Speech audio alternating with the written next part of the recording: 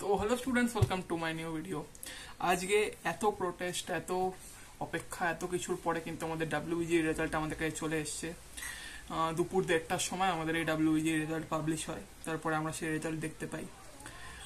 একটা দুঃখের বিষয় এখানে আছে যে আমাদের যে রেজাল্ট আছে সেটাতে কিন্তু ইনফ্লেশন খুব বেশি হয়েছে। মানে আমি যদি একটু ডাটা ওয়াইজ আমি যদি চলি, মোটামুটি এবছর 110 মার্কসে 980 র্যাঙ্ক হয়েছে, যেটা কিন্তু লাস্ট ইয়ার 86 মার্কসে হয়েছিল।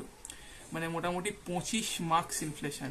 মানে বলতে গেলে একটা স্টুডেন্ট বলতে গেলে 10-15টা করে কোয়েশ্চেন লাস্ট ইয়ার থেকে বেশি করে এসছে।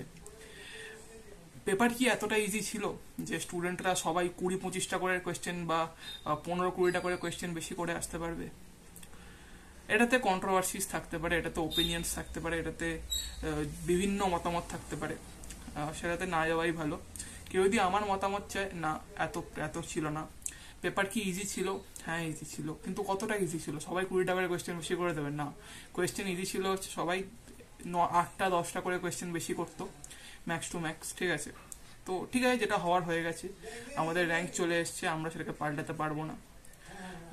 আমি যদি এখন আমার র্যাঙ্কের কথা বলি, আমার র্যাঙ্ক এবছর 1613 এসছে, সরি 1631 এসছে, আর আমার মার্কস হচ্ছে 98 পয়েন্ট কত 87 মতো, আই গেস 98.74। ঠিক আছে, তো আমি আমার র্যাঙ্ক নিয়ে খুশি। হ্যাঁ, হয়তো অন্য বছর হলে আমার হয়তো 600 র্যাঙ্ক আসতে পারতো, 800 র্যাঙ্ক আসতে পারতো, সেটা আনফর্চুনেটলি হয়নি। কিন্তু আমি সবসময় মনে করি লাইফটাকে অ্যাবসোলিউট না দেখে সবসময় রিলেটিভ দেখা উচিত।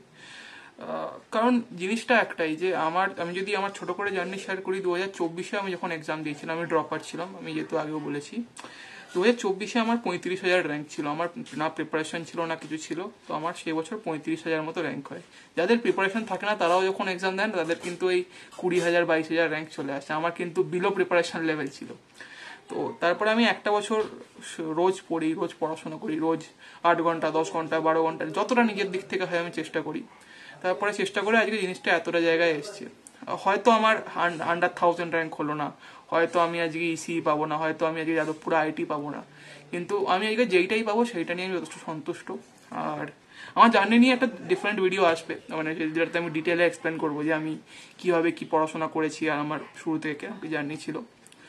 তো আজকের ভিডিওর জন্য আমি এতটাই রাখতে চাইবো। যাদের দেখো, হ্যাঁ একটা জিনিস যেটা বলার আছে, অনেকের র্যাঙ্ক আজকে ভালো হয়েছে, অনেকের কিন্তু তাদের এক্সপেকটেশনের মতো হয়নি। কিন্তু আমাদেরকে লাইফে এগিয়ে যেতে হবে, আমরা কিন্তু এই জিনিসটাকে পাল্টাতে পারবো না। আমরা কিন্তু পারবো না আজকে ডাব্লিউবিজেইকে আবার সেই মানে র্যাঙ্ক কার্ড ফেরত নিয়ে আবার কিছু একটা করে আমাদের র্যাঙ্কটাকে একটু ভালো করে দিতে।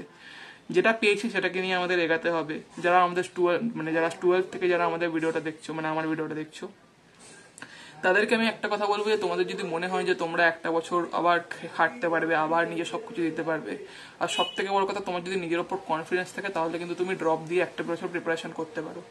আর যারা আমার মতন ড্রপার আছো, যাদের হয়তো রেজাল্ট ঠিকঠাক হয়নি, ঠিক আছে, এটা একটা অপরচুনিটি ছিল লাইফের, তুমি হয়তো এইখানে পারলে না, কিন্তু কে জানে, তুমি হয়তো যদি কলেজে গিয়ে ভালো মতন খাটো, তোমার হয়তো কলেজে গিয়েও ভালো কিছু হয়ে যেতে পারে, তাই না? তো ব্যাস, আজকের জন্য আমি এতটাই রাখবো। সবাই ভালো থাকো, সবাই মেন্টালি স্টেবল থাকো। কেউ কিন্তু এই সময় কোনো খারাপ কিছু করে বসো না, যার জন্য তোমরা সারা জীবন রিগ্রেট করবে। তোমাদের বাবা মা, তোমাদের বাড়ির লোকেরা, তোমাদের যার কাছেই তোমরা বড় হচ্ছে, তারা কিন্তু তোমায় খুব ভালোবাসে। তাদের মুখের দিকে চেয়ে জীবনে এগিয়ে যেতে হবে, ঠিক আছে? তো ধন্যবাদ ভিডিওটা দেখার জন্য। বাই।